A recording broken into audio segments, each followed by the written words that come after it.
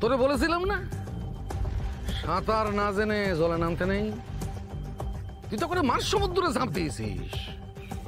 আমি জানি এই কাজ আপনি করেছেন।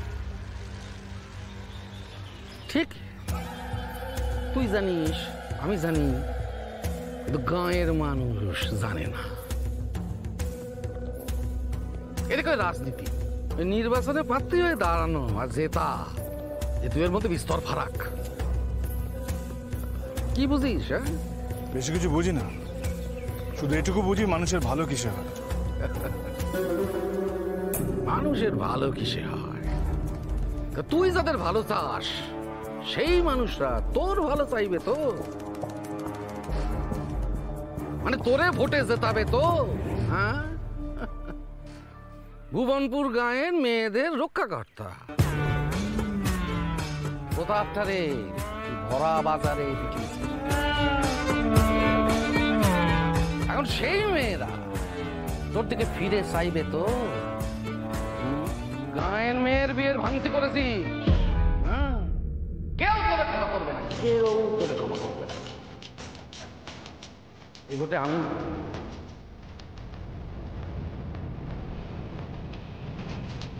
আপনার পরে কি হবে বলতো?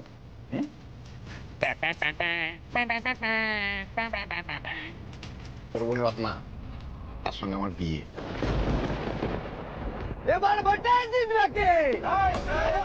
বলি এবার ভোটে জিতবে কে?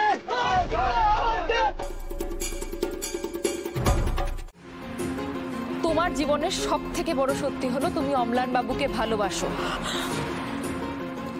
তুমি সেই সত্যিটার দিকে এগিয়ে যাও রত্না। আমি জানি না, আমি এই জীবনে কি পাপ করেছিলাম যে আজকের এই দিনটা আমাকে দেখতে হলো।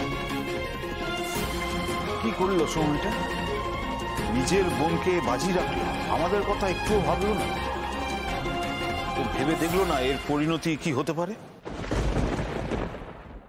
ভাবে যে নি সেটা তো আমরা সকলে দেখতেই পাচ্ছি কাকু, কিন্তু এখন এসব কথা বলে সময় নষ্ট না করে আমাদের সকলের ভাবা উচিত রত্নার জীবনটা যাতে নষ্ট না হয়।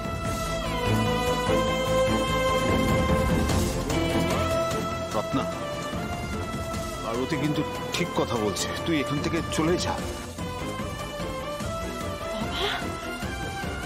তুমি ওই কথা বলছো?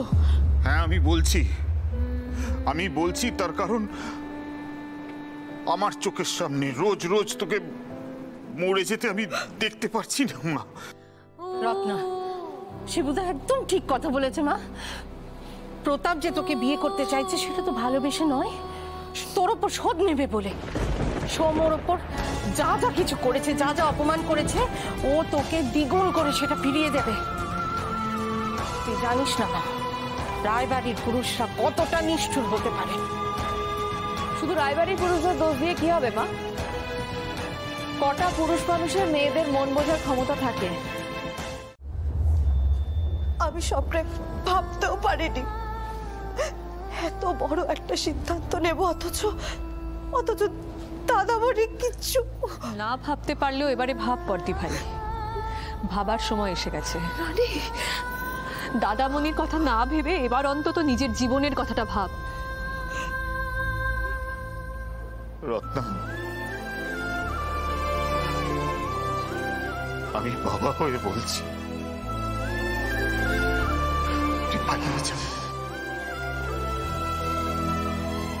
বেরিয়ে যা তুই এই নরকের জায়গা থেকে। দেখ, বাবা হয়ে আমি তো কিছু করতে পারিনি, কিন্তু আমি কথা দিচ্ছি আমি তোর পাশে থাকবো, যা হয় আমি বুঝে নেব। তুই বেরিয়ে যা বাবা।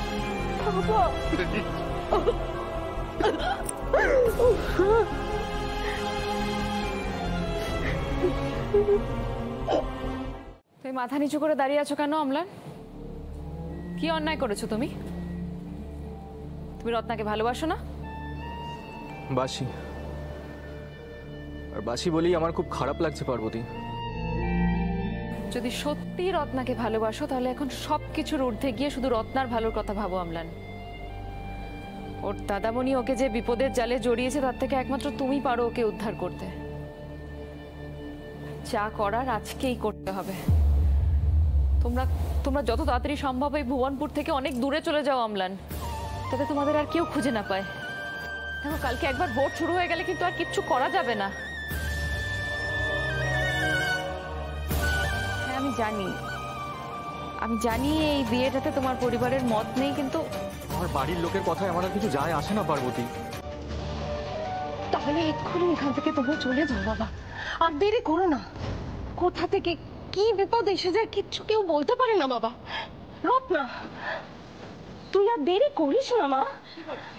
ভাই আর দেরি করিস না রে, তোরা বেরিয়ে পড়, যা যা যা, যে কোনো মুহূর্তে দাদামণি চলে আসবে। চলে যা চলে যা।